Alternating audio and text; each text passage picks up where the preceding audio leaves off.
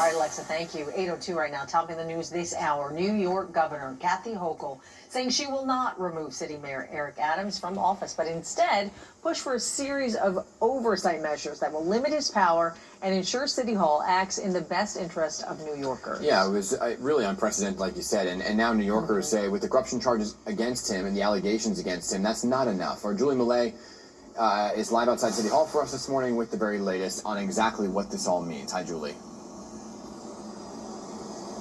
Good morning to you. Governor Kathy Hochul saying she's not removing Mayor Eric Adams from office, at least not right now. She says that's up to the voters to decide come election time.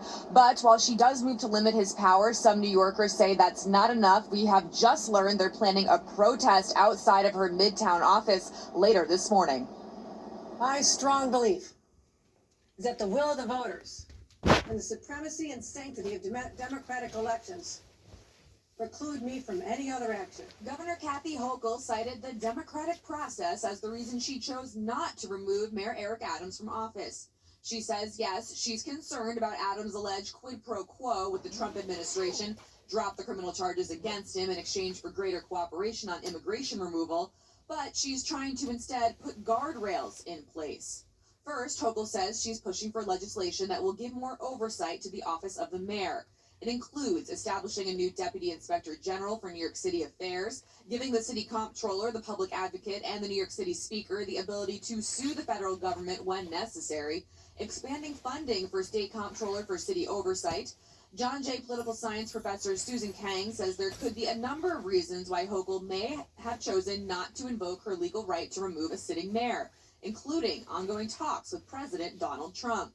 Kathy Hochul is still trying to negotiate something with President Trump to figure out a way to maybe not be penalized or, in things like federal budget decisions or, moving forward on congestion pricing. Mayor Adams issued a statement saying, in part, while there is no legal basis for limiting New Yorkers' power by limiting the authority of my office, I have told the governor, as we have done in the past, that I am willing to work with her to ensure faith in our government is strong. I look forward to continuing those conversations.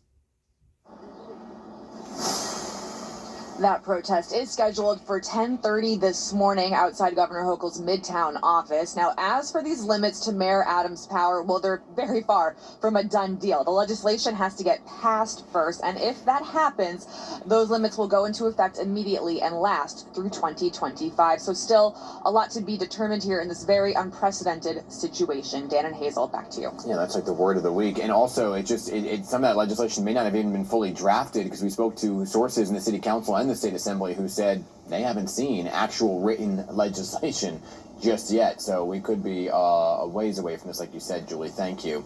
And join me tonight, Picks on Politics. We're going to continue the conversation one-on-one with Donovan Richards, the Queen's